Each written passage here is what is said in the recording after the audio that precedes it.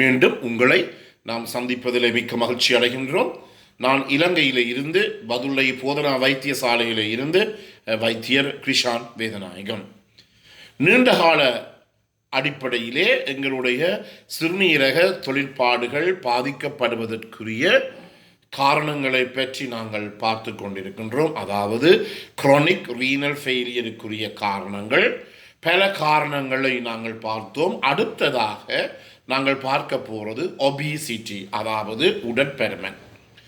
இந்த விடயத்தை பற்றி நான் அவ்வளவாக எடுத்து சொல்வது அவ்வளவு சரியில்லை. ஏனெனில் நானும் இந்த ஒபியூசிட்டி எனப்படுகின்ற இந்த வரையறையிலே வருகின்ற ஒரு வைத்தியராக இருக்கின்றேன்.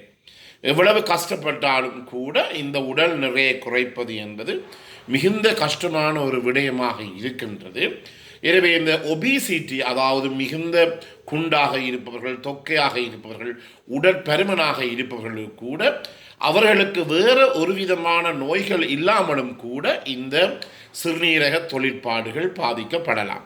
என்றபடியினாலே தான் நாங்கள் என்ன சொல்லுவோம் என்றால், இந்த 40 வயசுக்கு மேற்பட்டவர்கள், 40 வயசுக்கு மேற்பட்டவர்கள், கூடுதலாக பருமன் இருப்பவர்கள் கட்டாயமாக தங்களுடைய இரத்தத்தையும் தங்களுடைய சிறுநீரையும் ஒரு முறையாவது சோதித்து பார்த்து கொள்ள வேண்டும். அதே நேரத்திலே 3 மாதங்களுக்கு ஒரு முறை கட்டாயமாக இதை நீங்கள் உங்களுடைய இரத்தத்தையும் சிறுநீரையும் சோதித்து பார்த்தீர்களாக இருந்தால் உங்களுக்கு இந்த குரோனிக் ரீனல் ஃபெயிலியர் உங்களுக்கு வருவதற்குரிய சந்தர்ப்பங்கள் இருக்கின்றதா என்பதை முதல் நிலையிலேயே, ஏர்லி ஸ்டேஜஸ்லேயே எங்களாலே கண்டுபிடிக்கக்கூடியதாக இருக்கும். இவ்வாறு கண்டுபிடிக்கப்படுகின்ற பட்சத்திலே அதற்குரிய சிகிச்சையும் கூட எங்களாலே தொடங்கக்கூடியதாக இருக்கும். எனவே உங்களுக்கு தெரியும், இந்த பிஎம்ஐ எனப்படுகின்ற ஒரு பேசிக் மெட்டபாலிக் ரேட் எனப்படுகின்ற ஒரு சுட்டன் இருக்கின்றது. அதாவது நாங்கள் சுட்டனை என்னென்று பார்ப்பது என்றால், ஒருவருடைய நிறையை நாங்கள் கிலோகிராமிலே போட வேண்டும். அதை நாங்கள் என்ன செய்ய வேண்டும், அவருடைய உயரத்தை நாங்கள் மீட்டருக்கு மாற்றி அதை 2 தரம் போட்டு நாங்கள் பிரிக்க வேண்டும். அதாவது வெயிட் டிவைடட் பை ஹைட் ஸ்கொயர்னு சொல்லுவோம். அதாவது அவருடைய நிறையை கிலோகிராமிலே போட வேண்டும், அவருடைய உயரத்தை மீட்டரிலே போட்டு முதல் அந்த வருகின்ற உடற்திணிவை நாங்கள் அவருடைய உயரத்தினுடைய அளவு மீட்டரிலே போட்டு முதல் பிரிக்க வேண்டும். அதன் பிற்பாடு வருகின்ற அந்த விடையை நாங்கள் மீண்டும் அவருடைய உயரத்தை போட்டு பிரிக்க வேண்டும். மீட்டரிலே போட்டு பிரிக்கின்ற போது எங்களுக்கு ஒரு இலக்கம் ஒன்று வரும். இந்த இலக்கம் சாதாரணமாக 24.9 24.9க்கு மேலே போகக்கூடாது. இந்த 25 இருந்து 29.9 மட்டும் அது உடற்பாரமானவர் கூடியவர்கள். பிறகு 30 இருந்து 32 மட்டும் இன்னும் கொஞ்சம் கூடியவர்கள்.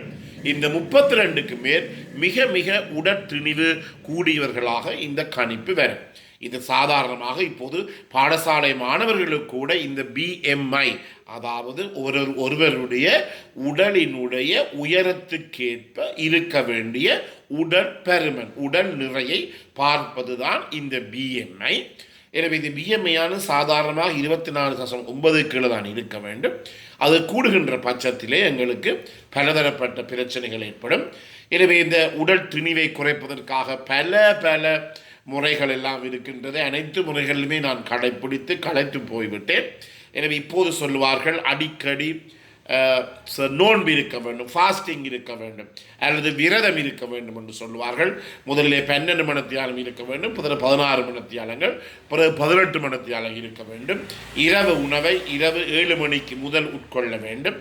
இவ்வாறு பலதரப்பட்ட விடயங்கள் எல்லாம் சொல்லப்பட்டாலும் இந்த பிஎம்ஐக்கு ஏற்றபடி, உயரத்துக்கு ஏற்றபடி உடலினுடைய பாரத்தை பேணுவது என்பது மிகவும் ஒரு உன்னதமான கலை, மிகவும் கஷ்டமான ஒரு வேலை. என்னை பொறுத்த மட்டிலே மிகவும் ஒரு கஷ்டமான வேலை. எனவே நாங்கள் எவ்வளவு சாப்பிடாமல் கொள்ளாமல் இருந்தாலும் ஒரு நிகழ்ச்சிக்கு ஒரு வைத்தியசாலைக்கு செல்லுகின்ற போது கட்டாயம் அங்கே ஏதாவது சாப்பிட தருவார்கள். சாப்பிட தந்தவுடன் சாப்பிடத்தான் எங்களுக்கு தோணுகிறது.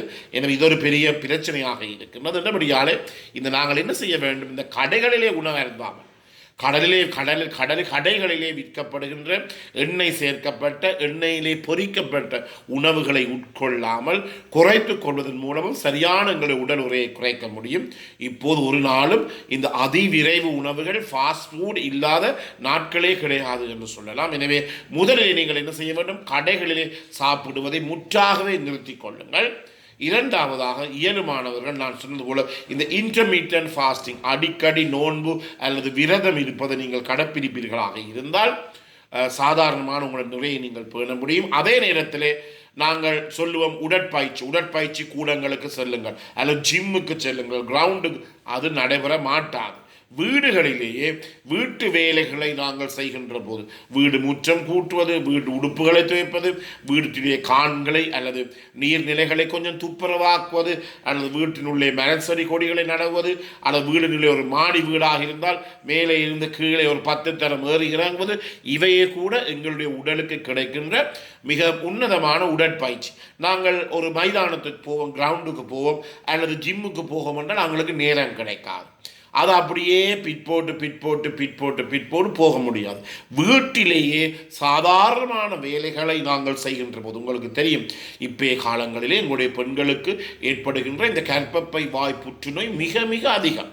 கர்ப்பப்பை வாய் புற்றுநோய், மார்பக புற்றுநோய் அந்த காலங்களில் எங்களுடைய அம்மாமாருக்கோ அல்லது பாட்டிமாருக்கோ நாங்கள் கேள்விப்பட்டதே கிடையாது. ஏனென்றால் அந்த காலத்திலே அவர்கள் அம்மியிலே போட்டு மிளகாயை அரிக்கிறார்கள், பிறகு என்ன செய்வார், உரலிலே போட்டு அரிசியை இடிக்கிறார்கள். எல்லா விதமான வேலைகளையும் கொண்டு இருந்து நல்லாக சவர்க்காரம் போட்டு உடுப்புகளை துவைக்கிறார்கள். எனவே இவையெல்லாம் உடலுக்கு செய்யப்படுகிற உன்னதமான உடற்பயிற்சி. இவற்றின் காரணமாக இந்த புற்றுநோய்கள் கூட அன்றைய காலப்பகுதிகளில் மிக மிக குறைவாகத்தான் இருந்தது. இப்போது என்ன, 20-10 நிமிஷங்களுக்குள்ளேயே சமையல் முடிந்துவிடக்கூடிய ஒரு நிலைமையிலே நாங்கள் இருக்கிறோம். என்றபடியினாலே எங்களுக்கு உடலுக்கு தேவையான உடற்பயிற்சி என்பது இந்த காலகட்டங்களில் மிகவும் குறைவாகத்தான் கிடைக்கிறது. என்றபடினாலே என்னை போல உடல் பருமன் என்பது அதிகரிக்கின்ற ஒரு பிரச்சனையாக இருக்கிறது. எனவே இந்த உடல் பருமன், ஒபிசிட்டி, எங்களுடைய நீண்டகால போக்கிலே எங்களுடைய சிறுநீரகங்கள் தங்களுடைய தொழிற்பாட்டை இழப்பதற்கு காரணமாக இருக்கின்றது. எனவே இந்த ஒபிசிட்டி, குண்டாக தொக்கையாக இருப்பவர்கள் குறைந்தது 40 வயசுக்கு மேலே 3 மாதத்துக்கு ஒரு முறையாவது தங்களுடைய இந்த இரத்தத்தையும் சிறுநீரையும் பரிசோதித்து பார்த்து முந்தைய நிலைமையிலேயே இப்படிப்பட்ட பிரச்சனைகளை கண்டுபிடிக்க முடியும். எனவே இந்த நிகழ்ச்சி பிடித்திருந்தால் இதை பார்க்காதவர்கள் நீங்கள் அறிமுகப்படுத்துங்கள். இதை லைக் பண்ணலாம், ஷேர் பண்ணலாம். மேலே இருக்கின்ற மணி சின்னத்தையோ அல்லது இந்த பெல் சைனோ அழுத்தி நீங்கள் இதை சப்ஸ்கிரைப் பண்ணலாம். மேலதிக விவரங்கள் தேவையாக இருந்தால் 009777356245.